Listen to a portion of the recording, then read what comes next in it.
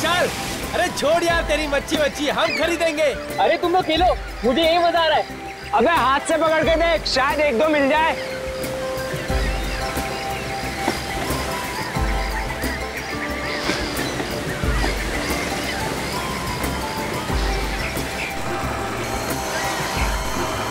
नहीं, कुछ फंस गया। क्या फंसा? अबे सब इधर आओ, बहुत बड़ी मछली है। Yes yes. रुक, संभल के खींच। अरे जोर लगा के। अरे खींच यार, लगता है बहुत बड़ी मछली है।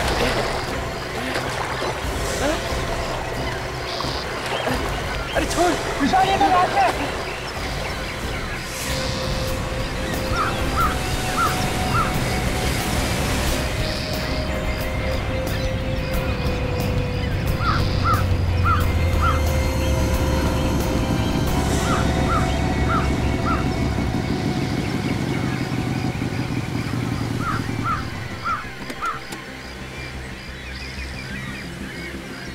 एक्सक्यूज मी, पीछे हटिए आप लोग। क्या हुआ था यहाँ पे? सर लाश है, लाश, आदमी की लाश है, मछली के कांटे में फंसी हुई थी सर। सर हम तो वहाँ पे खेल रहे थे, यहाँ पे ये विशाल था, इसके हाथ में ये रॉड था सर, ये मछली पकड़ने वाला रॉड सर। पीछे हटिए आप लोग। पीछे आइए आप लोग, सब लोग पीछे हटिए, आइए यहाँ से।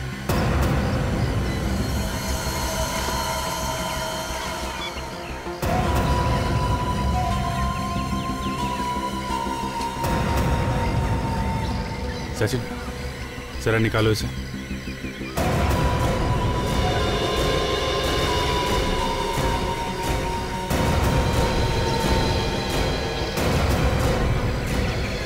माय गॉड, सही लाश तो आधी है।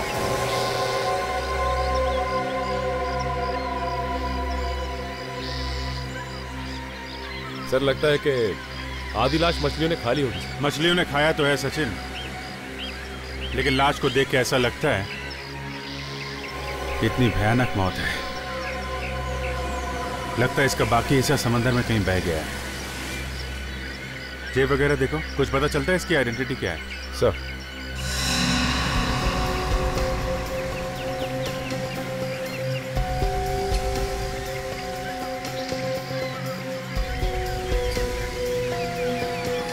यहाँ कुछ चमक रहा है सचिन, इसको निकालो। सर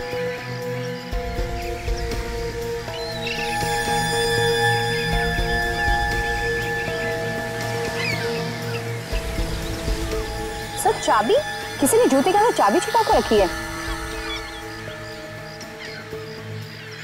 कहीं इस चाबी की वजह से इसका खून तो नहीं हुआ?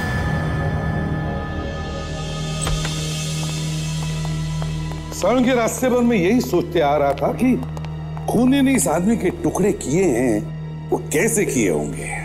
कैसे क्या, काट डाला बस?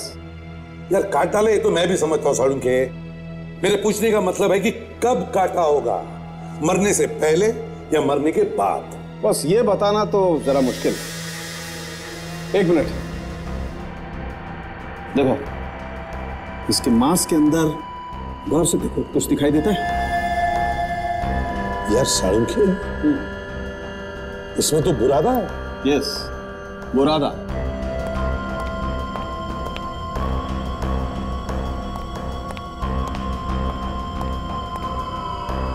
बुरादा और नमक इस लाश में से मिला है। इसके पेट में से? पेट में से नहीं, पेट पे से।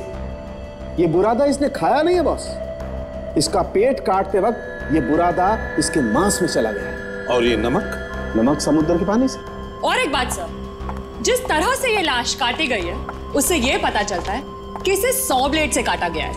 लकड़ी काटने की आरी जिसमें नुकीले दांत होते हैं, कुछ इस तरह से।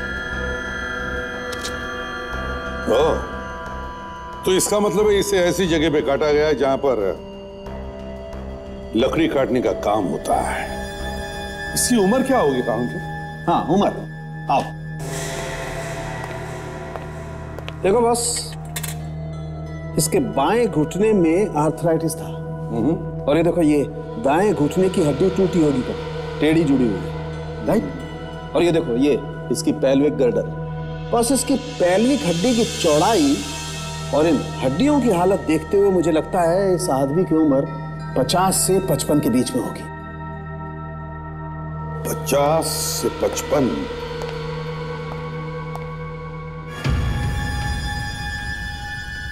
ये चाबी सिर्फ एक चाबी नहीं, कुछ और है, कुछ और। हाँ सर, इस चाबी का ताला कुछ स्पेशल होगा, क्योंकि ऐसी चाबी हर रोज देखने को नहीं मिलती है सर। वही तो, इसलिए जैसे ही मैंने इस चाबी को देखा मेरा दिमाग तनक गया कि इस चाबी की वजह से ही तो इस बेचारे का खून नहीं हुआ। सर, क्या इस चाबी से पता चल सकता है कि आदमी है कौन? बिल्कुल पता चल सकता है, और अगर और कुछ नहीं मिला तो इस चाबी से ही ढूंढ निकालेंगे उस खूनी को और सजा दिलवाएंगे। सर, दो बातें तो पता चल चुकी हैं।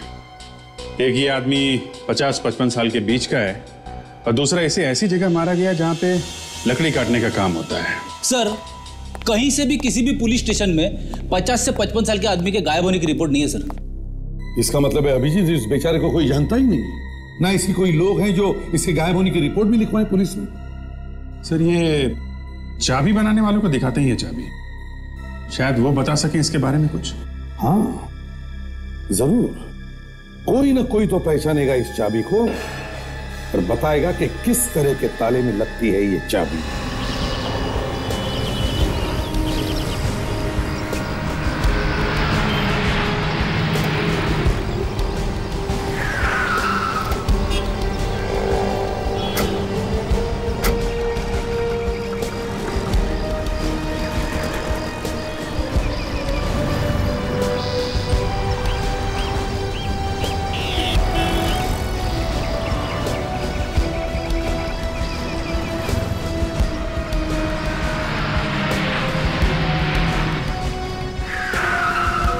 आइए साहब, आदमी का चेहरा देख के बता सकता हूँ कि उसके घर का दरवाजा अचानक बंद हो गया और वो चाबी घर के अंदर ही भूल आया है ना? पहले हमारी बात सुन लो तुम। देखो साहब, मेरे पास काम बहुत है, खाना खाने तक की फुर्सत नहीं है मुझे। जरा ये चाबी देखो।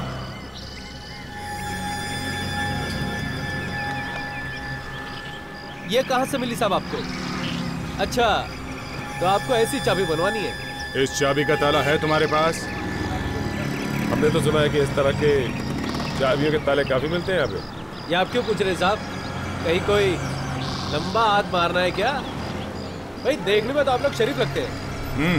हम लोग सीआईडी से। सीआईडी? सलाम साहब। हाँ, हम लोग बहुत शरीफ लोग हैं, है ना? हाँ। और कब तक? हाँ? कब तक? कब तक? जब तक सच सच बताओगे तब तक, समझा? समझ गया साहब। तो इस तरह के चाबियों के ताले कहाँ मिलेंगे? इस तरह के ताले फिलहाल तो इस शहर में नहीं बनते साहब। क्या बनते हैं? साहब, इस तरह के ताले दूसरे शहरों से बन के आते हैं, वो भी कोई अगर एग्जीबिशन वगैरह हो तो। अच्छा, हाल ही में इस तरह की कोई चाबी देखी है तुमने? हाँ साहब, अभी 3 दिन पहले एक एग्जीबिशन में मैंने ये ताले देखे हैं। अभी शायद होंगे वहाँ। अभी भी एग्जीबिशन चल रहा है? हाँ साहब, हाँ साहब। कहाँ पे है ये एग्जीबिशन?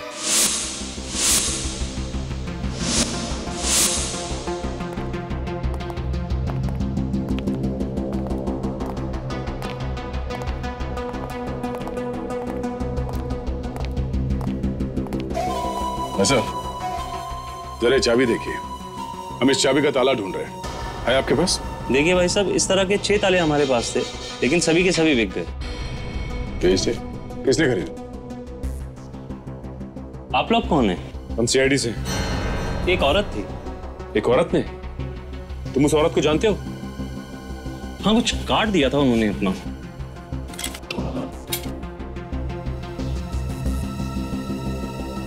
नीलम? मिसेस नीलम? ताला चाबी खरीदा मिसेस नीलम ने, चाबी पहुंच गई लाश के जूते में।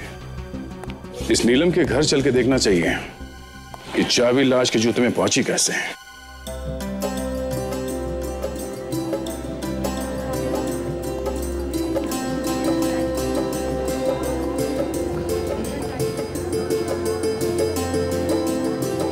नमस्ते।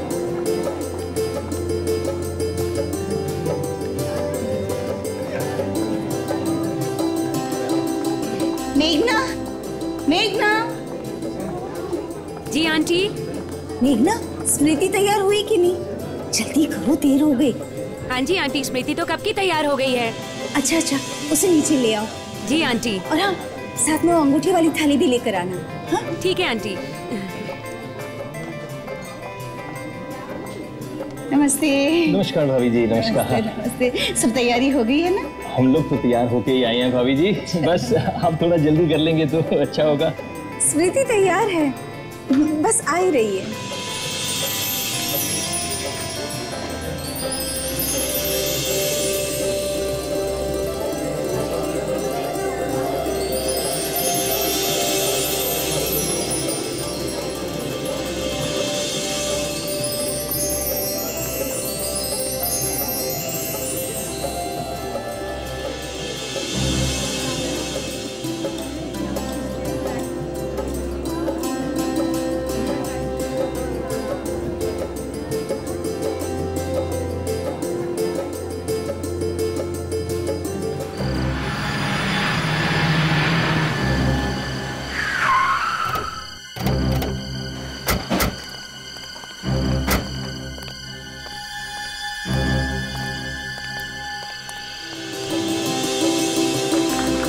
एक मिनट।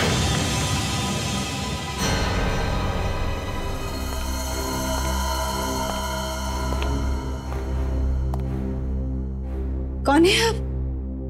और इस तरह से सगाई क्यों रोक रहे हैं? ये सब बाद में होता रहेगा। हम लोग सीआईडी से हैं। क्यों, क्या हुआ? एक खून हो गया है। खून? जी हाँ, एक खून हो गया है और हम लोग उसी खून का इन्वेस्टिगेशन करने आए हैं यहाँ पे। लेकिन यहाँ क्यों आए हैं आप? और किसी के खून से हमें क्या लेना देना? और ऐसी खुशी के मौके पर, जबकि हमारी बेटी की सगाई हो रही है, उस वक्त आपको ऐसी मनहूस बातें नहीं करनी चाहिए। क्या करें, हमारा काम ही कुछ ऐसा है। आप ही नीलम हैं? जी हाँ। सचिन, ये देखिए, इस चाबी को पहचानती हैं आप?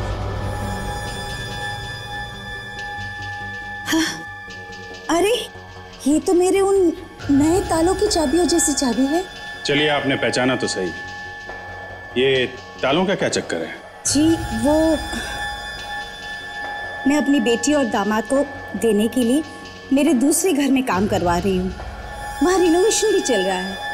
उसी घर के लिए मैंने 6 तालों का एक सेट मंगवाया था। ये चाबी बिल्कुल उनमें से एक ताले की चाबी जैसी ही लग रही है। ये आपको कहाँ से मिली? ये हमें एक लाश के पास से मिली। लाश के पास से? जी हाँ, एक कटी हुई लाश जिसका चेहरा ही नहीं है। उस लाश ने जो जूते पहने थे, उस जूते में से हमें यह चाबी मिली है। इनके दूसरे घर में जाके देखो, इस चाबी का ताला कहाँ है, उसी से कुछ पता चलेगा।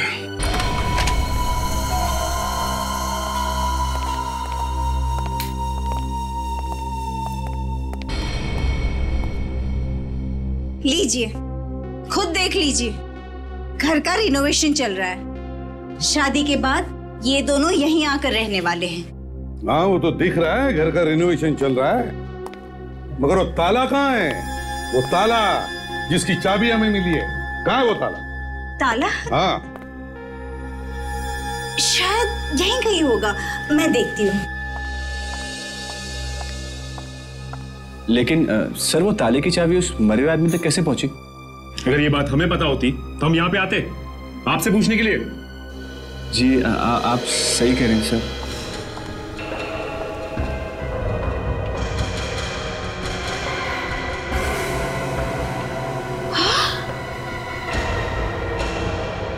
अरे ये क्या? क्या मिसेस नीलम, आप इस तरह क्यों चौंकी? वो एक ताला। क्या एक ताला? इसमें 6 ताले थे और अब एक ताला गायब है। ये बॉक्स मैंने खुद ड्रॉर में रखा था। ताला गायब है? जी। ड्रॉर में रखा हुआ ताला गायब है? मम्मा, वो कैबिनेट भी गायब है जो यहाँ पर रखा था। क्या कैबिनेट गायब है? कितना बड़ा था कैबिनेट? छोटा सा ही था। बड़ी अजीब बात है, कैबिनेट भी गायब है। पहले हमें चाबी मिलती है एक लाश के पास, और जब हमें पता चलता है कि वो चाबी किसी ताले की है तो ताला ही गायब होता है, और फिर साथ साथ कैबिनेट भी गायब होता है। तो कहीं वो ताला उस कैबिनेट पर ही तो नहीं लगा है? सर, अगर वो ताला उस कैबिनेट पर लगा हुआ है, इसका मतलब उस कैबिनेट में जरूर कुछ है जिसकी वजह से वो चोरी हुआ है। सचिन, घर की तलाशी लो अच्छी तरह से, एक एक कोना छान मारो, पता तो चले सच क्या है।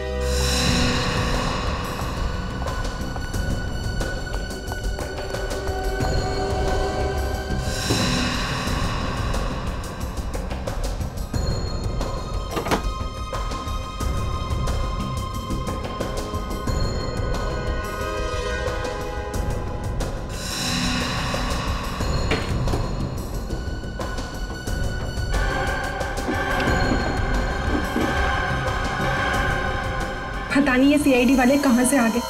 सारे मेहमान वहां पर बैठे और हम लोग यहाँ पर। अरे कुछ नहीं, थोड़ा देर इंतजार कर लेंगे, फिर चले जाएंगे बेचारे। और क्या? ना मैं ये ताले लाती ना इस झमेले में पड़ती।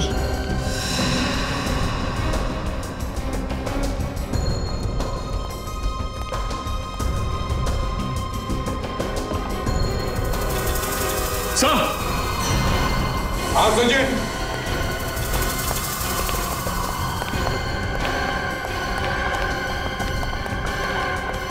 हाँ सचिन, क्या मिला? सर ये देखिए सर, ये जूट के बैग में कुछ है सर। क्या है? देखो। अरे फर्नीचर ही होगा और क्या? फर्नीचर से खून निकल रहा है आपके। हाँ, खोल के देखो जल्दी। अब पीछे हटिए।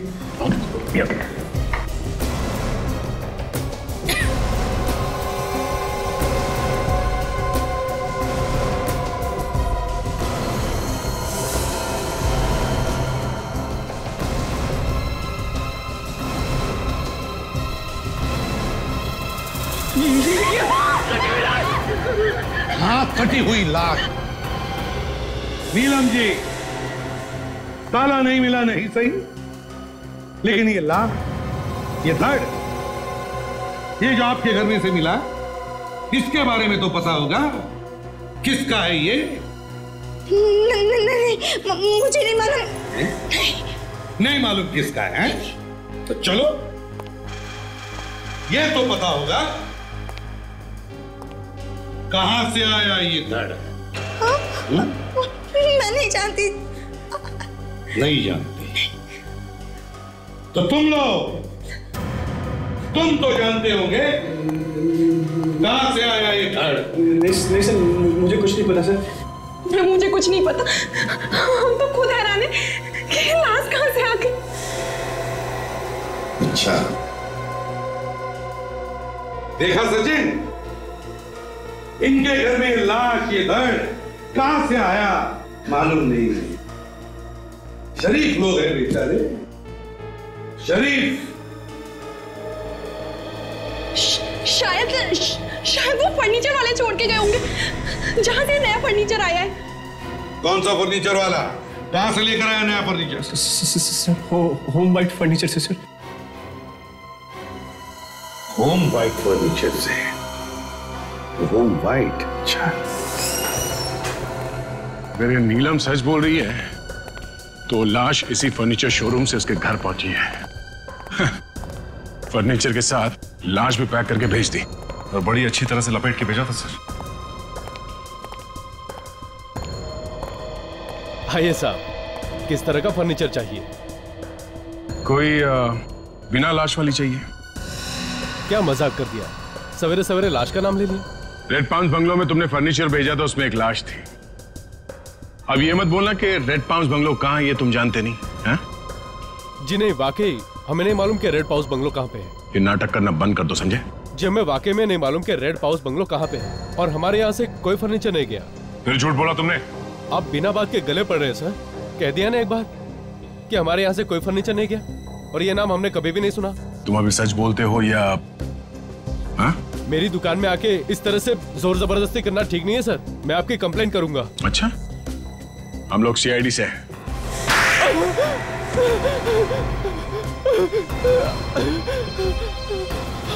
हाँ साहब, बंगले पर फर्नीचर हमारा ही जाता है। ये बात तुमने हमें पहले क्यों नहीं बताई? वो फर्नीचर हमारे यहाँ नहीं बना है सर। फिर झूठ बोला तुमने? वाकई झूठ नहीं है, वो फर्नीचर हमारे यहाँ नहीं बना। वो सारा का सारा फर्नीचर दामोदर ने बनाया है, उसने अपनी वर्कशॉप में। उसकी अपनी वर्कशॉप में? ये दामोदर यहाँ पे काम करता है ना? जी नहीं। ये दामोदर रहता कहाँ है? जी नहीं मालूम। तुम्हारे साथ एक आदमी काम करता है और तुम्हें ये नहीं मालूम कि वो रहता कहाँ है? उसकी एक फोटो है हमारे पास। ग्रेट, जरा फोटो देना हमें। अभिजीत, एक बार फिर से देखते हैं कि क्या क्या हुआ था, क्योंकि लाश के टुकड़े इतनी तेजी से मिल रहे हैं कि एक एक चीज की खबर रखना जरा मुश्किल होते जा रहा है। पहले हमें मिली थी एक लाश, एक कटी हुई लाश, और उस लाश के जूते में से मिली थी एक चाबी, है ना? और फिर पता चला कि इस तरह के ताले एक एग्जीबिशन में मिल रहे हैं। एग्जीबिशन? और अभिजीत, एग्जीबिशन में हमें पता चला कि उसी तरह के 6 ताले मिसेस नीलम को बेचे गए। नीलम को। मगर नीलम के अगर हंगामा मच जाता है, वहां पे हमें एक और लाश मिलती है, या यूं कह लीजिए कटा हुआ धड़ मिलता है, जिसका सिर नहीं। इसलिए सर अभी तक वो दूसरी लाश किसकी है इसका अभी तक कुछ पता नहीं चला है।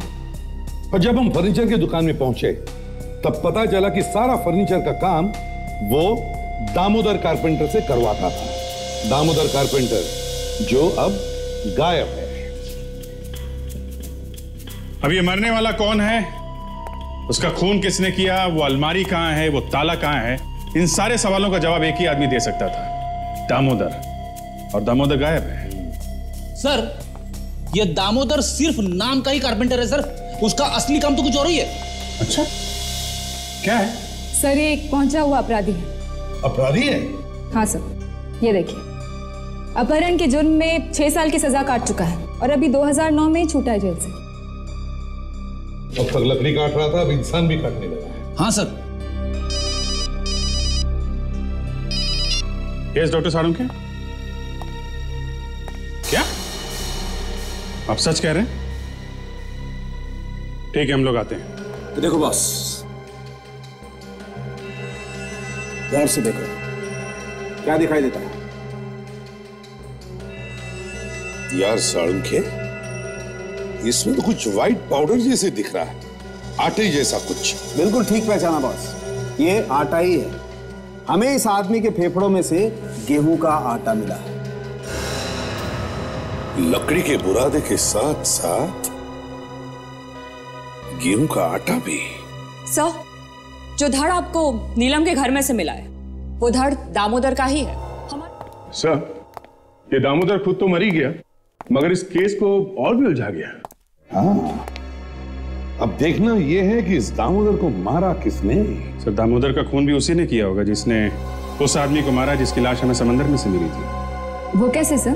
दोनों के मारने का तरीका एक है ताशा, तो खूनी भी एक ही होना चाहिए ना। हाँ, वो बात तो ठीक है अभिजीत, लेकिन एक बात समझ में नहीं आ रही है कि इस दामोदर के फेफड़ों में गेहूं का आटा आया कहां से? सर, शायद इनका खून किसी ऐसी जगह हुआ है जहां पे फर्नीचर का काम तो होता ही है, आसपास गेहूं पीसने की चक्की भी होगी, आटे की कोई बड़ी मिल।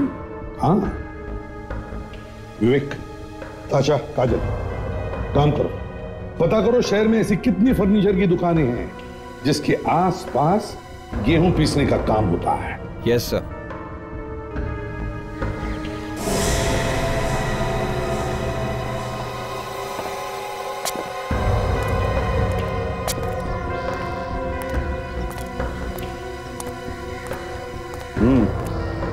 लगता है कोई काम आता ही छोड़कर चला गया है।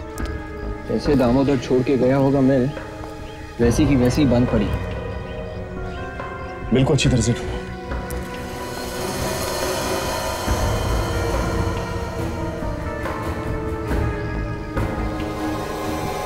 ये क्या?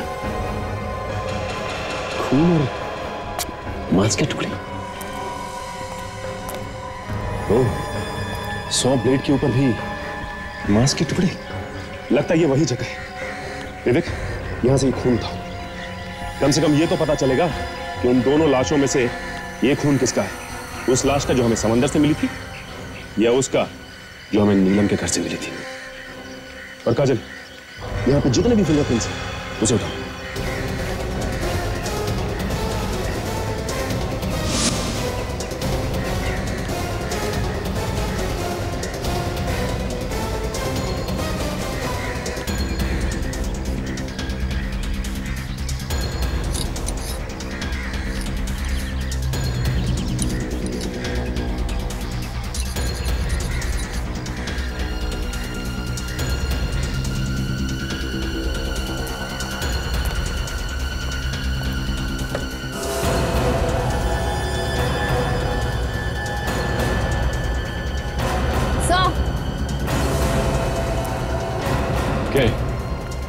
ये देखिए, शायद ये वही कैबिनेट है जो नीलम के घर से गायब हुआ है। थाला, ये ओह माय गॉड, ये तो चाबी से ताले की।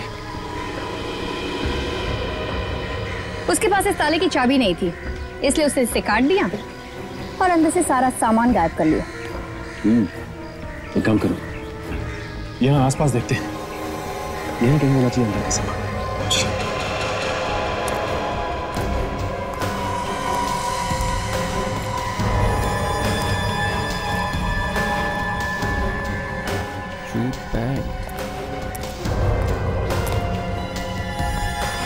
अरे ये बैग तो बिल्कुल वैसी है जैसे हमें नीलम के घर में से मिला। सर, सूखा हुआ खून। सर, इस बैग के अंदर कुछ गड़बड़ है। देखते क्या है।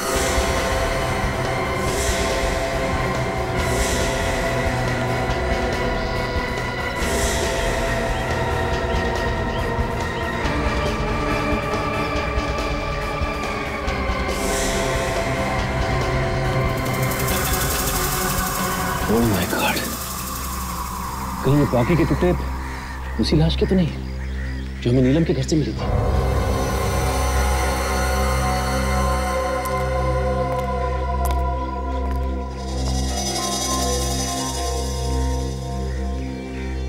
लगता है कोई इंपॉर्टेंट पेपर्स है, और इन जले हुए पेपर्स में कुछ तो ऐसा था जिसे खूनी मिटाना चाहता था। और हो सकता है ये पेपर्स इसी कैबिनेट में हो।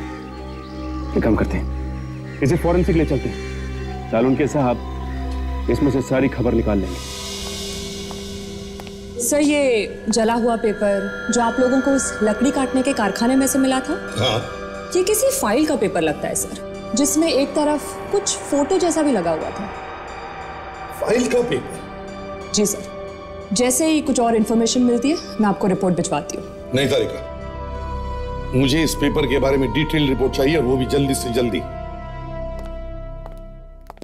एक बात तो पक्की है अभिजीत कि चाबी की वजह से उस आदमी का खून हुआ है। यस सर, चाबी नहीं मिली तो पूरा का पूरा कैबिनेट ही उठा लिया। बाद में कैबिनेट को काटा, सबूत निकाले और जला दिया। मगर सर, नीलम के घर से वो कैबिनेट चुराया किसने होगा? दामोदर ने, और कौन चुरा सकता है? वही फर्नीचर डिलीवरी के बहाने घर में आसानी से आ जा सकता था, उसी ने उठा लिया होगा। सर, खूनी इस जले हुए कागज में ही छुपा है सर। सर, हाँ,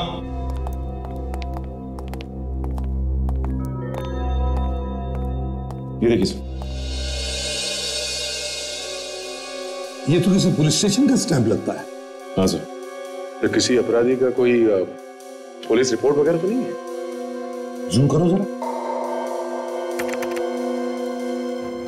हाँ सर, किसी अपराधी के बारे में कुछ जानकारी है? साफ साफ दिखाई नहीं दे रहा, पर कुछ कुछ पुलिस स्टेशन का नाम दिख रहा है सर। जंबोपुर पुलिस स्टेशन, 9 जनवरी साल 2000। जंबोपुर पुलिस स्टेशन तो बंद हो चुका है सर। पुलिस स्टेशन बंद हो चुका है? हाँ सर। कोई बात नहीं, सेंट्रल रिकॉर्ड्स में से इस आदमी के पूरे डिटेल्स निकालो। यही सबूत मिटाना चाहता था। ये हमारे इंचार्ज है सर। हेलो सर, कहिए मैं आपके लिए क्या कर सकता हूँ? पुलिस जो क्रिमिनल रिकॉर्ड रखती है वो सारे यहीं पे हैं या कहीं और भी रहते हैं? सर सारा का सारा यहीं पे है। Very good. हमें जंबोपुर पुलिस स्टेशन का 9 जनवरी 2000 इस दिन का पूरा रिकॉर्ड चाहिए। कितने केसेस थे उस दिन, किन किन लोगों को छोड़ा गया, किन को पकड़ा गया, सब देखना है हमें। मगर वो पुलिस स्टेशन तो 2007 में बंद हो गया सर। वो हमें मालूम है, हमें सिर्फ रिकॉर्ड देख। अभी लाता हूँ सर।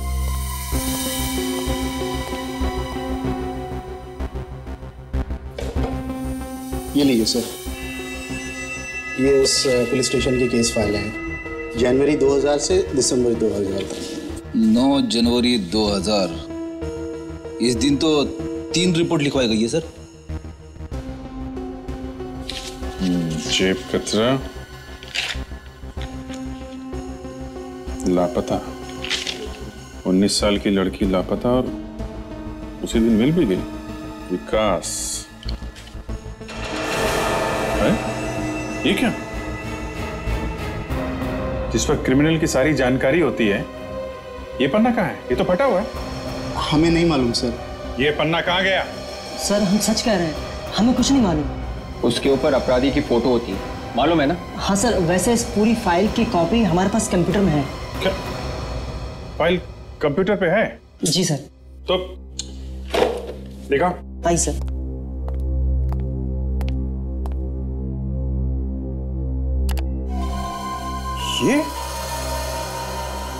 ये विकास है।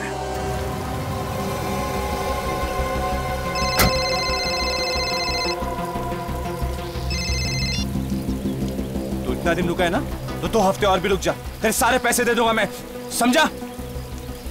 थोड़े पैसे हमें भी दे दो विकास जी, बहुत जल्दी में हो। अरे सर ये तो आलोक है, हमसे कोई गलती तो नहीं हुई सर? हाँ सर, आप लोगों से जरूर कोई गलतफहमी हो गई है। सर मेरा नाम तो आलोक है, मैं किसी विकास को नहीं जानता सर। अरे ये कैसे हो गया? 9 जनवरी 2000 का पुलिस रिकॉर्ड तो बता रहा है कि तुम्हारा नाम विकास है। Sir police record?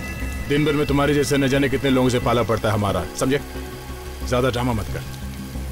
हाँ हाँ हाँ हाँ, इतनी मुश्किल से तो हाथ में आया तू, इतनी आसानी से थोड़ी ना जाने देंगे तुझे। सर देखिए मैं सच कह रहा हूँ सर, मैंने कुछ नहीं किया सर। हम लोग का दिमाग खराब हो गया है, हम लोग बिना बात के लोगों को परेशान कर रहे हैं। अब तुम ये बताओ कि तुम्हारे दिमाग में क्या चल रहा है? सर देखिए मैं सच कह रहा हूँ सर, मैंने कुछ नहीं किया सर, मैं निर्दोष हूँ सर। क्या? हम लोग उस लकड़ी की मिल से होके आ रहे हैं जहाँ पे तुमने खून किया उस आदमी का। तुमने उस आदमी का खून किया उस पेपर के लिए ना, जो उस कैबिनेट में बंद था। हाँ? और उस पेपर से हमें पता चल गया कि तुम कितने बड़े धोखेबाज, जालसाज, लोगों को फंसाने वाले हो। सच है ना? हाँ सर, सर ये बात सच है कि मैं सिर्फ पैसों के लिए अमीर घर की लड़कियों से शादी करता था, और एक बार जायदाद मेरे नाम पे आ गई तो उसके बाद में उन्हें छोड़ देता था। और स्मृति के साथ भी यही करने वाले थे तुम? जी सर, मैं स्मृति के साथ भी यही करने वाला था, लेकिन मंगनी के कुछ दिन पहले दीपक ने मेरा सारा बांडा फोड़ दिया। ये कौन है? सर दीपक स्मृति का बाप था। ऐसा क्या किया उसने? सर दीपक भी एक अपराधी था, और इसलिए नीलम जी और स्मृति उससे अलग रहते थे। सगाई के कुछ दिनों पहले वो मुझे धमकियां देने लगा कि अगर मैंने उसकी बेटी के साथ शादी की तो वो मेरी सच्चाई सबको बता देगा। तो तुमने खून कर दिया उसका? हाँ सर। अरे आइए आइए दीपक जी, मुझे अच्छे से मालूम था कि आप यहाँ पे जरूर आएंगे। आलोक तो ठीक नहीं कर रहा, मेरी बेटी की जिंदगी बर्बाद मत कर। और अगर नहीं कहूं तो? सबूत मेरे पास, सबको दिखा दूंगा तो तेरी जिंदगी बर्बाद हो जाएगी। अगर तुम जिंदा बच के जाओगे तब ना दीपक साहब।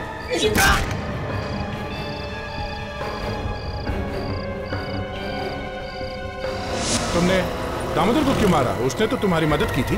सर दामोदर मर गया? हाँ, दामोदर मर गया। तुमने मारा है ना उसे? सर देखिए मैं सच कह रहा हूँ सर, मैंने दामोदर को नहीं मारा, बल्कि जब मैं वहां से निकला तो दामोदर जिंदा था सर। क्या? हाँ सर। दामोदर को तुमने नहीं मारा तो फिर किसने मारा? नीलम जी, आपका होने वाला दामाद आलोक है ना? आलोक। मगर ये आलोक नहीं, इसका असली नाम विकास है। विकास। और इसी ने आपके पति दीपक का खून किया। क्यों? मुझे तुमसे ये उम्मीद नहीं थी आलो। अरे तुम्हें तो शाम से कहीं डूब मर जाना चाहिए। क्यों किया तूने ऐसा आलो? क्या मिला तुझे मेरे पति को मार के? तो माफ कर दो आंटी, माफ कर दो मुझे। पापा ने कितनी बार कहा कि ये लड़का ठीक नहीं, पर मैंने उनकी एक न सुनी। नीलम जी, मिस्टर दीपक आपके पति थे, है ना? जी। ये बात आपने हमें पहले क्यों नहीं बताई जब हम आपके घर आए थे? अपराध से जुड़े होने की वजह से हमने सारे संबंध तोड़ दिए थे उनसे, लेकिन इसका मतलब ये नहीं कि वो हमारे लिए कुछ नहीं थे। और आप मिस्टर प्रतीक, देखा क्या किया आपके बेटे ने? एक बेगुनाह की जान ले ली और आपने रोका तक नहीं उसे। सर, हम बहुत शर्मिंदा हैं। हम नहीं जानते थे कि हमारा बेटा इस हद तक गिर जाएगा कि किसी का खून कर देगा। सर, दीपक को किसने मारा ये तो पता चल गया, मगर अभी तक ये नहीं पता चला कि दामोदर का खून किसने किया है। आप लोग जा सकते हैं। सचिन, ताशा, इसे लॉकअप में डाल दो।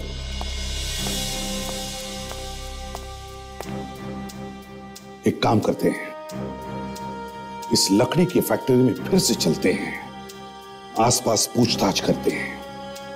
किसी न किसी ने तो देखा होगा उस आदमी को जिसने दामोदर का इतनी बेरहमी से खून कर दिया।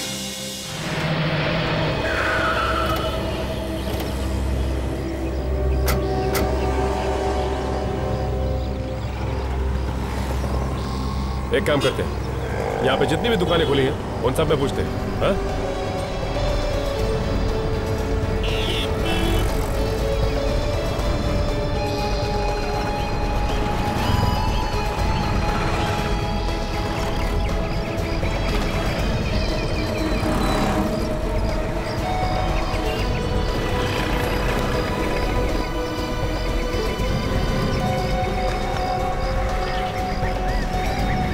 कोई भी कुछ भी बताने के लिए तैयार नहीं है। सब कह रहे हैं कि हमें कुछ नहीं मालूम। लगता है खून उस वक्त हुआ है जब सारी की सारी दुकानें बंद थी, इसीलिए किसी को कुछ नहीं पता। सीसीटीवी कैमरा, उस कैमरा की रिकॉर्डिंग देख के शायद कुछ पता चल सकता है कि उस रात कौन कौन आया और कौन कौन गया। हाँ, एक काम करते हैं, इसकी रिकॉर्डिंग को ब्यूरो मंगाते हैं। हाँ?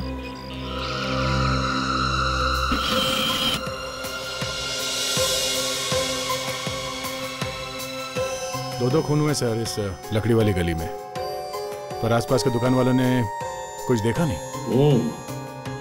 क्या कहा था आलोक ने? कितने बजे खून किया उसने दीपक का? शाम का टाइम था सर, अंधेरा हो चुका था। इसीलिए किसी ने देखा नहीं और उनके लिए आसान हो गया लाश को छुपाना। काफी लोग आ जा रहे हैं, इनमें से खूनी कोई भी हो सकता है। लोग आ जा रहे हैं, पर ये कार यहीं पे खड़ी है कोने में। जरा पॉज करो, अभी एनलार्ज करो इस कार को, जूम करो और बड़ी करो कार। ये नंबर प्लेट देखो अभी जी।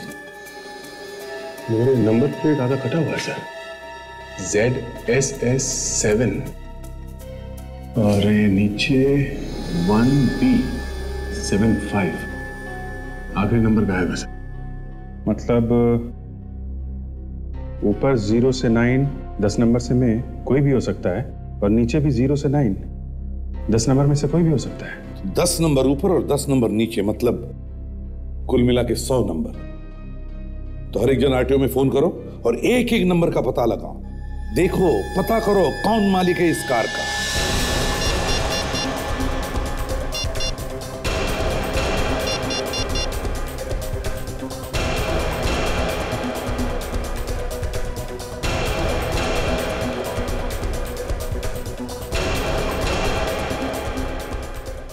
ओके, या थैंक यू सर। हाँ, इस कार का मालिक मिस्टर प्रतीक है। ये आलोक का बाप है सर। आलोक का बाप? प्लीज नीलम जी, ऐसा मत कीजिए, ऐसा मत कीजिए। आप लोग जाइए यहाँ से। मैं आप लोगों की शक्ल भी नहीं देखना चाहती। इससे पहले कि मैं आप लोगों के साथ कुछ बुरा बर्ताव करूं, चले जाओ यहाँ से। अरे अरे नीलम जी, मेहमानों के इस तरह धक्के मार के नहीं निकाला जाता है। मेहमान तो भगवान होते हैं ना, इनकी तो पूजा करनी चाहिए। पूजा करने जैसी क्या चीज की है इन्होंने? हाँ, ये बात तो है। आलोक के साथ साथ मिस्टर प्रतीक के हाथ पे भी खून लगा हुआ है। मतलब आप लोगों को पता चल गया कि दामोदर का खून किसने किया है? जी हाँ, इस फोटो को ध्यान से देखिए आप लोग। देखिए इसे और पहचान के ये बताइए कि ये कार किसकी है। ये कार तो हमारी है ना? जी हाँ, आपकी कार। सगाई वाले दिन ये कार यहीं बाहर खड़ी थी ना? जी हाँ। मिस्टर प्रतीक, काम तो बड़ी सफाई से किया आपने, मगर एक गलती कर दी। ये कार लकड़ी के मिल के सामने छोड़ दिया आपने, जहां पे आपने दामोदर का खून किया था। दामोदर का खून? मैंने? ये क्या बात कर रहे हैं आप लोग मुझे क्यों फंसा रहे हैं? हाँ, दामोदर का खून तुम्ही ने किया है। मगर मैं तो उस दिन ऐसी जगह पर गया ही नहीं था। बुधवार की शाम को ये कार वहां पे थी जहां पे खून हुआ है। एक मिनट, बुधवार के दिन? शायद आंटी उस दिन तो गाड़ी आपके पास थी ना? पीछे हटो, मतलब मैं मार दूंगी इस लड़की को। नीलम, छोड़ दो उसे। तुम जो कर रही हो गलत कर रही हो। कल की छोकरी, मुझे मत सिखाओ क्या सही है और क्या गलत है। सर प्लीज मुझे बचा लीजिए। देखती, मैं सच कह रही हूँ, मैं मार दूंगी इसे। चल हटो यहाँ से, चले जाओ यहाँ से सब लोग। आगे मत बढ़ो, मैं कहती हूँ आगे मत बढ़ो वरना मार दूंगी मैं इसे। कल की छोकरी? हाँ, मैंने मारा दामोदर को। क्यों मारा? क्यों तुमने उसे? हैं? क्योंकि उसने आलोक के साथ मिलकर मेरे पति दीपक का खून किया उस सौमिल में। लेकिन तुम्हें पता कैसे चला कि उन लोगों ने तुम्हारे पति का खून किया है? उस दिन फोन आया था। दीपक आलोक को रास्ते से हटाना चाहता था, लेकिन इससे पहले आलोक ने ही दीपक को मार दिया। फिर जब मैं सौमिल पहुंची, वहां जाकर जब मैंने देखा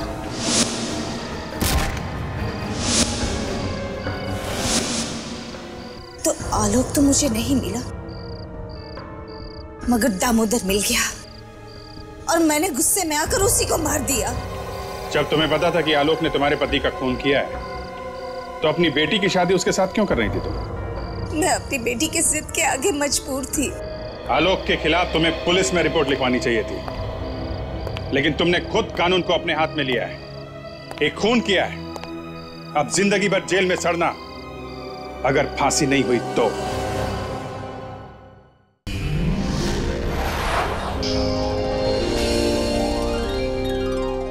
If you want to enjoy more Desi crime content like this, please subscribe to our channel and click the bell icon. Stay connected with us.